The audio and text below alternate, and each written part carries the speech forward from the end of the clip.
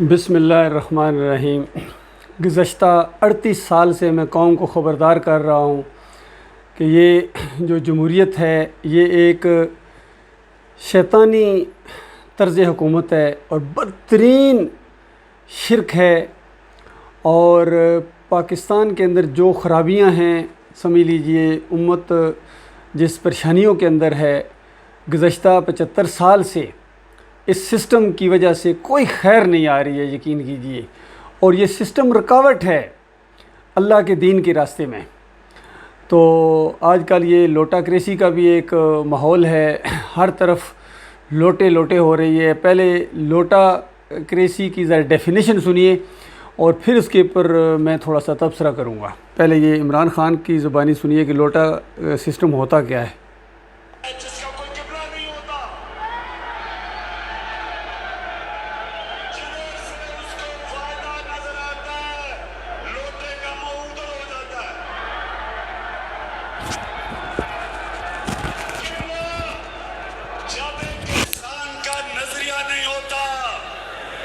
جب اس کا قبلہ نہیں ہوتا تو وہ جدھر سے جو پیسہ دیتا ہے، جو اقتدار دیتا ہے، جدھر سے دھمکی ملتی ہے، لوٹا ادھر ہی چلا جاتا ہے۔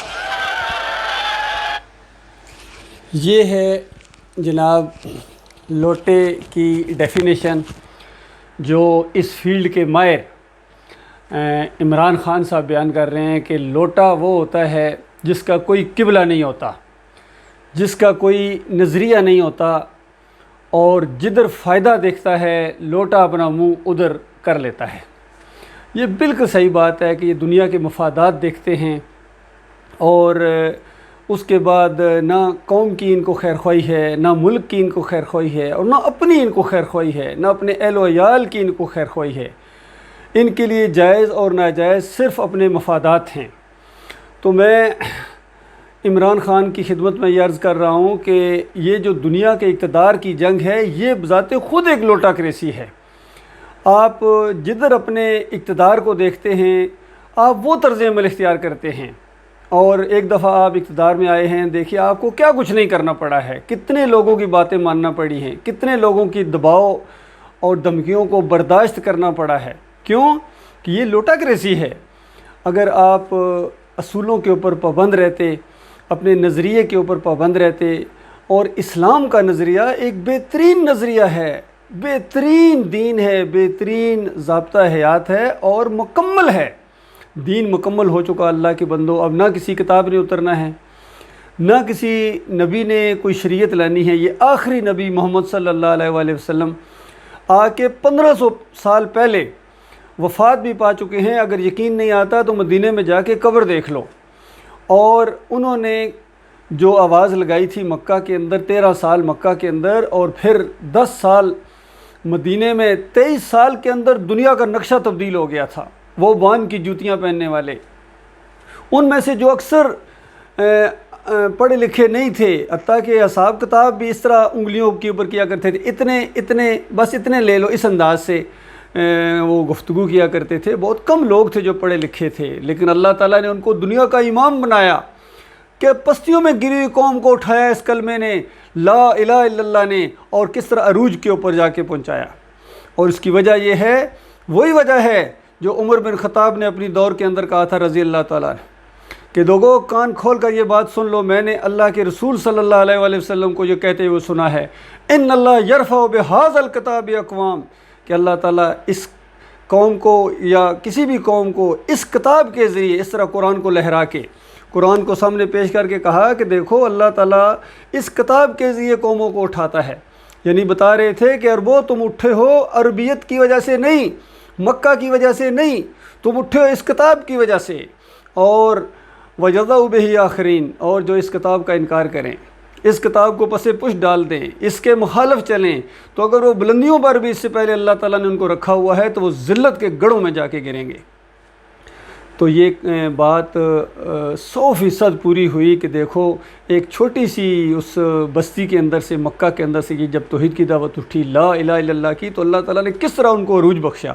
اور پھر ایک وقت ایسے آیا کہ 7 سمندروں کے اوپر ان کی حکومت ہو گئی، اور پھر جب اس کتاب کے نظریات اور عقائد کو انہوں نے چھوڑ دیا اور ان کے اندر یہ صوفیزم آ گیا، اور یہ قبر پرستی کا شرک ان کے اندر آ گیا، پیر پرستی کا شرک ان کے اندر آ گیا، اور یہ دوسری قوموں سے متاثر ہو گئے، اس قدر متاثر ہوئے کہ دیکھو اپنے نظریات اور اپنا سسٹم جو اللہ کا دیا ہوا سسٹم تھا اب ان کو پسند نہیں ہے۔ آج اس زمین کے اوپر کہیں بھی اس کی کوئی ویلیو ہی نہیں ہے۔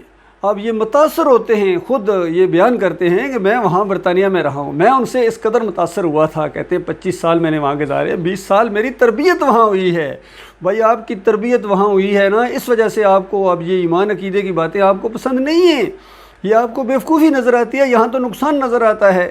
لہذا جدھر آپ کو فائدہ نظر آتا ہے، اقتدار نظر آتا ہے، پارٹی بازی نظر آتی ہے، عوام نظر آتی ہے، ادھر آپ جھک جاتے ہیں۔ تو اس کے سب جتنے ہیں نا یہ اللہ کی نگاہ میں لوٹے ہیں، یقین کیجئے۔ جو بھی اللہ کے دین سے منہ پھیر کر کسی اور سسٹم کی طرف جاتا ہے یا کسی مسلک کی طرف جاتا ہے، وہ اللہ کی نگاہ میں بالکل وہ لوٹا ہے، کیونکہ لوٹا مفاد دیکھتا ہے، اور مفاد ملتے ہیں الہ کے مسئلے کو چھپانے کی وجہ سے، اس کو دبانے کی وجہ سے۔ اگر آج اس مسئلے کو اصلی حالت میں بیان کر دیا جائے، نہ پہلے اصلی حالت میں بیان کیا گیا نہ اب کیا جا رہا ہے، پہلے بھی یہی دھوکہ دیا گیا تھا۔ پاکستان کا مطلب کیا؟ لا الہ الا اللہ، کہ ہم پاکستان اس لیے بنا رہے ہیں کہ لا الہ الا اللہ، اللہ کے علاوہ کوئی معبود نہیں، تو ان کو معنی نہیں آتا تھا ورنہ کبھی یہ نعرہ نہ لگاتے۔ اور پاکستان بننے کے بعد یہاں معبود ختم کیا ہوتے، اس کو گودام بنا دیا معبودوں کا۔ کوئی داتا ہے، کوئی دستگیر ہے، کوئی مشکل کشا ہے، کوئی حاجت روا ہے، کوئی غوث پیا ہے، کوئی کھوٹی کھری کرنے والا ہے، کوئی اولادیں دینے والا ہے، کوئی اقتدار دینے والا ہے، کوئی بیٹے دینے والا ہے۔ یہ ساری صفات اللہ کی بانٹ دی انہوں نے ان مورتیوں کے اندر، ان قبر و مزاروں اور گھمنوں کے اندر، پیروں کے اندر، اور لا الہ الا اللہ منہ دیکھتا رہ گیا۔ اور اس کے بعد اب پھر 75 سال بعد بتایا جا رہا ہے کہ تمہیں تو آزادی ملی کوئی نہیں تھی، تم تو غلام ہو ابھی تک، تم تو بلکہ غلاموں کے غلام ہو، اور اب میں تمہیں حقیقی آزادی میں تمہیں دلاؤں گا۔ اس طریقے سے فریب دیا جا رہا ہے۔ پھر فریب کار آئے ہیں، نیا جال بھی لانا ان کو توفیق نہیں ملی ہے، پرانا جال لے کے آئے ہیں، اور کہتے ہیں کہ لا الہ الا اللہ کلمہ یہ تو بندے کو دلیر کرتا ہے، یہ تو نیچے سے اٹھاتا ہے اوپر لے کے جاتا ہے۔ اس طریقے سے کہنے کے بعد پھر کہتے ہیں نہ میں کسی کے سامنے جھکا ہوں اور نہ میں قوم کو جھکنے دوں گا۔ اچھا، تو وہ جو گنج شکر کے مزار کے اوپر جا کے سجدہ کیا تھا وہ کھڑے ہو کے کیا تھا، وہ اس کو جھکنا کہتے ہیں۔ آپ کا یہ عزت دار سر یہ جا کے چوکھٹ کے اوپر جا کے لگا تھا نیچے، اور اس کے بعد آپ کہتے ہیں میں نے بوسہ دیا تھا، تو بوسہ دینے کے لیے سر تو نیچے کرنا پڑے گا۔ یہ تو ایسی بات ہے، کہتے ہیں مداخلت ہوئی ہے، سازش کو نہیں ہوئی ہے۔ اس پر آپ کتنے دلائل دیتے ہیں؟ تو وہی مذہبی انداز سے وہی بات کہ دیکھو میں نے بوسہ دیا ہے، جھکا تو نہیں ہونا۔ تو جب بوسہ دیا ہے تو جھکنا خود بخود ثابت ہو گیا، شرک خود بخود ثابت ہو گیا۔ اس لیے آپ خود بھی جھکتے ہیں مزاروں کے سامنے، پیروں کے سامنے، اقتدار کے سامنے، جمہوریت کے سامنے۔ یہ جمہوریت کا بھی تو ایک بت ہے نا، اس کے سامنے بھی آپ جھکے ہیں نا۔ یہ نظام کس کا دیا ہوا ہے؟ آپ خود کہتے ہیں برطانیہ کا، یونانیوں کا، ویسٹرن، کبھی سوئٹزرلینڈ کی مثالیں دیتے ہیں، کبھی جرمنی کی مثالیں دیتے ہیں، کبھی چائنا کی مثالیں دیتے ہیں، اور یہ ساری مثالیں دینے کے بعد نتیجہ کیا نکلا؟ مدینہ ریاست بنا دوں گا۔ وہ کیا ہو گیا ہے تمہیں سر پھرو، اور تمہیں ذرا بھی عقل نہیں ہے، کوئی تمہارے اندر ذرا بھی سینس والا آدمی نہیں ہے، کوئی بڑے قائدین میں سے، مذہبی لوگوں میں سے بھی کوئی ایسا نہیں ہے، اور کوئی جرنیل ایسا نہیں ہے جو ذرا کوئی پتے کی بات کہے، ذرا سمجھ اور دانائی کی بات کرے، دلائل کے ساتھ بات کرے کہ یا تو مسلمانی کا انکار کر دو، کہہ دو کہ ہمارا قرآن سے، حدیث سے، نبی علیہ السلام سے، صحابہ اکرام سے کوئی تعلق نہیں، اس طریقے سے کہہ دو، پھر تمہاری باتیں ایک دوسرے اینگل سے لی جائیں گی۔ ادھر وہ بھی نہیں چھوڑتے ہو، اور اپنے دین کو اپناتے بھی نہیں ہو، شرماتے ہو جہاد کا لفظ استعمال کرتے ہوئے، مسلمان کا لفظ استعمال کرتے ہوئے، اور محمد صلی اللہ علیہ وآلہ وسلم کا طریقہ اختیار کرتے ہوئے۔ ایسی آپ کو شرم آتی ہے، ذہنی مروبیت ہے، کب اس ذہنی مروبیت سے نکلو گے؟ تو لہٰذا اس لوٹا کریسی سے نکلو۔ یہ سارے کے سارے لوٹے ہیں، یقین کیجئے یہ مذہبی لوٹے ہیں، چاہے فضل الرحمان ہو، طارق جمیل ہو، طاہر القادری ہو، اور اس سے پہلے جتنے اکابرین گزرے ہیں ان کے مسلک پرستوں کے، چاہے یہ بریلویوں کے بڑے ہوں، دیوبندیوں کے اکابرین ہوں، اہل حدیثوں کے یہاں بانی ہوں، اور جو بھی ہوں وہ جو بھی دنیا کی طرف جھکا ہے، مفادات کی طرف جھکا ہے، وہ لوٹا ہے۔ دیکھیے جماعت اسلامی اٹھی تھی شروع میں دعوت کا نام لے کے، لیکن اس کے بعد لوٹے بنے یا نہیں بنے، پھر جمہوریت کی طرف آئے۔ جو جمہوریت کی طرف آئے گا وہ لوٹا ہے، چاہے آفت سعید ہو، چاہے خادم حسین رضوی ہو، چاہے ساجد میر ہو، یہ سارے لوٹے ہیں۔ حتیٰ کہ عمران خان صاحب میں بڑی معذرت کے ساتھ بڑے یعنی اس انداز سے کہ دیکھو یہ جو جمہوریت کا آپ نام لے رہے یہ بھی لوٹا کریسی ہے، آپ مذہبی لوٹے ہیں، اللہ کی نگاہ میں آپ بھی لوٹے ہیں، اور ہمارے جتنے جرنیل ہیں یہ سارے لوٹے ہیں اللہ کی نگاہ میں، کیونکہ دنیا کی طرف چکے ہیں، مفادات دیکھتے ہیں، نوکری دیکھتے ہیں، ان کو کوئی پرواہ نہیں ہے کہ اللہ کا دین کیا کہتا ہے۔ جس طرح آپ کہتے ہیں نا کہ قومی مفاد میں فیصلے کریں گے، قومی مفاد میں فیصلے کریں گے، قوم کو دیکھیں گے، اپنے ملک کو دیکھیں گے، اسی طرح ایمان تقاضا کرتا ہے کہ ہم اللہ کو دیکھیں گے، اللہ کے حکم کے مطابق فیصلے کریں گے، چاہے ایک بھی ہماری بات نہ مانے، ہمیں قتل کر دیا جائے، ہمیں ختم کر دیا جائے، ہم اللہ کے معاملے میں کسی کی دوست برداشت کرنے کے لیے تیار نہیں ہیں۔ تو یہ صحیح معنوں میں اللہ کے بندے ہیں، یہ صحیح معنوں میں دین کو قائم کریں گے۔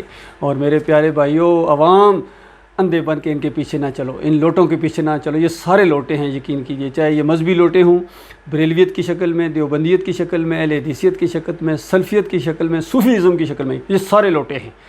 اور چاہے یہ سیاسی لوٹے ہوں، جو بھی پارٹی ہے، چاہے یہ نواز شریف ہیں، شہباز شریف ہیں، محمود قریشی ہیں، عمران خان ہیں، جو بھی ہیں، فضل الرحمان ہیں، سارے کے سارے لوٹے ہیں، یقین کیجئے، سارے کے سارے لوٹے ہیں اللہ کی نگاہ میں۔ یہ مذہبی سارے کے سارے لوٹے ہیں، کیوں؟ مفادات دیکھ رہے ہیں، اور اپنے جو ہے دنیاوی مفادات کی خاطر، اپنی دنیا کی خاطر یہ آپ کی دنیا اور آخرت دونوں برباد کر رہے ہیں۔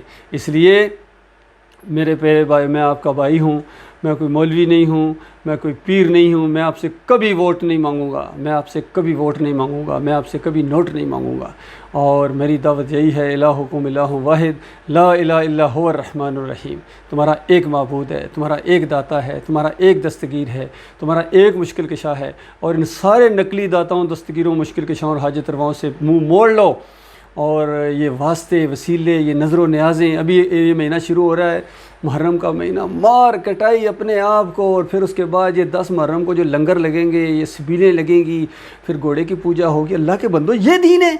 اور پھر اس کے بعد 12 ربیع الاول جب آئے گی تو دوسری قوم سامنے آئے گی، وہ بھی اپنے جلوس نکالیں گے، گنبد کے جلوس نکالیں گے، کیک وہ بھی کاٹیں گے، اور پھر ہر مہینے کی 11 تاریخ کو عبد القادر جیلانی کی بندگی ہوتی ہے۔ اللہ کے بندو، یہ شرک ہے، یہ شرک ہے، اللہ کو گالی ہے۔ اللہ کو گالیاں دینے کے بعد اگر آپ سمجھیں کہ آپ دنیا اور آخرت میں عزت پائیں گے، یہ کبھی نہیں ہو سکتا ہے۔ باقی دنیا میں اگر آپ کو چلنے دے، چھوٹ دے دے، یہ چھوٹ کا معاملہ ہے۔